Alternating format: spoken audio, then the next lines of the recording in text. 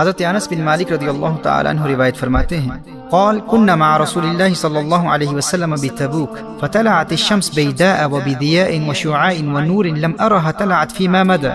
فرمایا ہم نبی کریم صلی اللہ علیہ وآلہ وسلم کے ساتھ میدان تبوک میں تھے، سورج ایسا صاف شفاف اور ایسی روشنی اور نور اور شعاؤں کے ساتھ نکلا کہ اس سے قبل ہم نے سورج کو نکلتے ہوئے کبھی اس قدر صاف شفاف اور روشن اور منور نہیں دیکھا تھا۔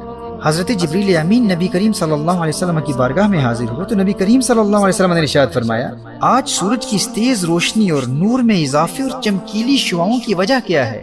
حضرت جبریل امین عرض کرتے ہیں یا رسول اللہ صلی اللہ علیہ وسلم آج مدینہ منورہ میں حضرت معاویہ بن معاویہ اللیثی المزنی کا انتقال ہو گیا ہے اور ان کے جنازے کی نماز کے لیے اللہ جل وعلا نے 70,000 فرشتے آسمان سے بھیجے ہیں۔ نبی کریم صلی اللہ علیہ وآلہ وسلم نے ارشاد فرمایا کس عمل کے باعث؟ جبریل امین عرض کرتے ہیں قال بکثرت قراءته قل هو اللہ احد باللیل والنہار، اور دوسری روایت میں ہے قائما وماشیا وقائدا ومتجعا۔ جبریل امین عرض کرتے ہیں یا رسول اللہ صلی اللہ علیہ وسلم ان کے جنازے میں 70,000 فرشتے اس لیے آئے ہیں کیونکہ یہ رات دن اٹھتے بیٹھتے چلتے پھرتے ہر وقت قل هو اللہ احد کی تلاوت کیا کرتے تھے۔ سبحان اللہ۔ میں دوستو آپ کو سورہ اخلاص قل هو اللہ احد کی روحانی پاور کا اندازہ نہیں ہے، یہ آپ کی دنیا بھی سنوار دیتی ہے آخرت بھی سنوار دیتی ہے۔ اب دیکھیے نبی کریم صلی اللہ علیہ وسلم میدان تبوک میں ہیں اور جبریل امین عرض کرتے ہیں یا رسول اللہ صلی اللہ علیہ وسلم اگر آپ کا ارادہ ہو تو زمین سمیٹ لوں اور آپ ان کی نماز جنازہ ادا کر لیں۔ کونین کے والی صلی اللہ علیہ وسلم نے اجازت عطا فرما دی، اور مسند ابو یعلا کی دوسری روایت میں ہے کہ حضرت جبریل امین نے اپنا پر زمین پر مارا اور تمام درخت اور سب ٹیلے وغیرہ پست ہو گئے، اور میدان تبوک سے مدینہ منورہ میں حضرت معاویہ بن معاویہ اللیثی المزنی کا جنازہ نظر آنے لگا۔ جب نبی کریم صلی اللہ علیہ وسلم نے نماز جنازہ شروع کی تو آپ صلی اللہ علیہ وسلم کے پیچھے فرشتوں کی 2 صفیں تھی اور ہر صف میں 70,000 فرشتے تھے۔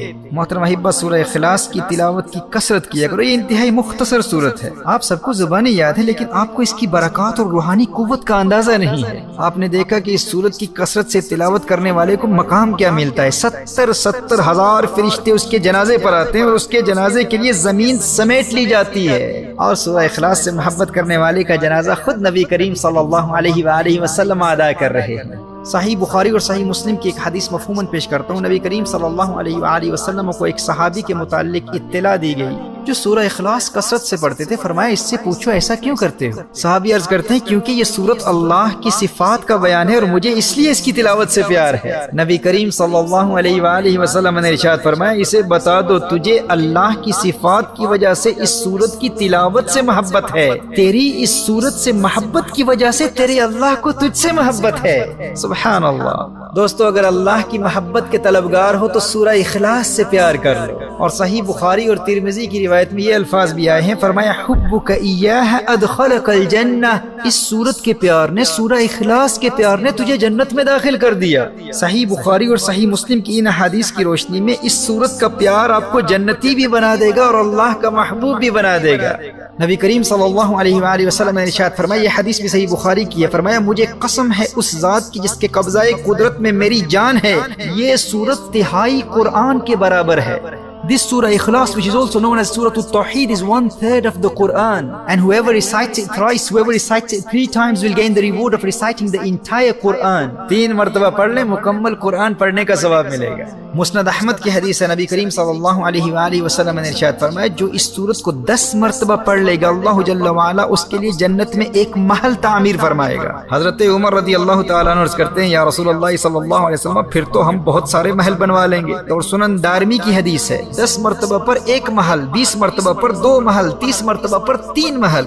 اور میرے دوستو جسے آخرت کی زندگی سے محبت ہو اور اسے اس سورت کی برکت سے جنت کے محلات کی ضمانت مل جائے، پھر وہ سورہ اخلاص کی تلاوت سے محروم کیسے رہ سکتا ہے؟ اور پھر اس سورت کا کمال تو دیکھیے کہ یہ فقط آخرت کے محلات نہیں، دنیا میں بھی محلات تعمیر کروا دیتی ہے۔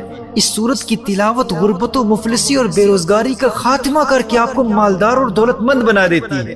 امام طبرانی نقل کرتے ہیں نبی کریم صلی اللہ علیہ وآلہ وسلم نے ارشاد فرمایا جو شخص سورہ اخلاص کو گھر میں داخل ہوتے وقت پڑھ لے تو اللہ تعالیٰ اس گھر والوں سے اور اس کے پڑوسیوں سے بھی فقیری دور کر دیتا ہے۔ دیکھیے ایک شخص نبی کریم صلی اللہ علیہ وآلہ وسلم کی بارگاہ میں حاضر ہو کر تنگ دستی اور مفلسی اور بے روزگاری کا شکوہ کرتا ہے۔ نبی کریم صلی اللہ علیہ وآلہ وسلم نے ارشاد فرمایا جب بھی گھر میں داخل ہو تو گھر والوں کو سلام کہا کرو، السلام علیکم کہا کرو، اور پھر ایک مرتبہ سورہ اخلاص پڑھ لو، اور اگر گھر میں کوئی نہ ہو تو مجھ پر سلام پڑھ لینا۔ محترم احبہ، اس صحابی نے عمل شروع کر دیا اور پھر اس کا فائدہ کیا ہوا؟ اس صحابی نے تو امیر ہونا ہی تھا، اس ورد سورہ اخلاص کی برکت سے اللہ جل وعلا نے اس صحابی کے پڑوسیوں کو بھی امیر کر دیا۔ غور کیجئے گا، جاہل عاملوں کے خود ساختہ من گھڑت وظیفوں اور عملیات میں دین اور دنیا کو برباد کرنے والوں، ذرا اللہ کا قرآن پڑھ کر تو دیکھو، جب بھی گھر میں داخل ہو گھر والوں کو سلام کرو، سلام کے بعد صرف ایک مرتبہ سورہ اخلاص پڑھنے کی عادت بنا لو، اور پھر دیکھو اس محمدی وظیفے کی برکت اللہ جل وعلا تمہیں دنیا اور آخرت کی دولت سے کیسے نوازتا ہے۔ ترمذی کی حدیث میں ہے کہ جو شخص سونے کے لیے جائے اور داہنی کروٹ لیٹ کر 100 مرتبہ سورہ اخلاص پڑھ لے تو قیامت کے دن اللہ جل وعلا ارشاد فرمائے گا، اے میرے بندے اپنی داہنی طرف سے اپنی دائیں جانب سے جنت میں داخل ہو جا۔ میرے بھائیوں، میری بہنوں، اللہ جانتا ہے کتنی زندگی باقی ہے، میرے سننے والوں کو یہ کام آج رات ہی کر لینا چاہیے، اور یاد رہا تو مجھ گنہگار کے لیے بھی دعا کیجیے گا۔ اب دیکھیے، مسند ابو یعلا کی ایک حدیث کا مفہوم ہے کہ جو شخص ایمان کے ساتھ ہر نماز کے بعد 10 مرتبہ سورہ اخلاص پڑھ لے گا، وہ جنت کے تمام دروازوں میں سے جس دروازے میں بھی داخل ہونا چاہے گا داخل ہو جائے گا، اور جنت کی جس حور سے نکاح کرنا چاہے گا اس کا نکاح کرا دیا جائے گا۔ ایمان کی سلامتی کے لیے بھی یہ بہت بڑا ورد ہے، اس سے محبت کر لو، کثرت سے پڑھو، اور میرا یہ پیغام اپنے تمام دوستوں تک پہنچا دو۔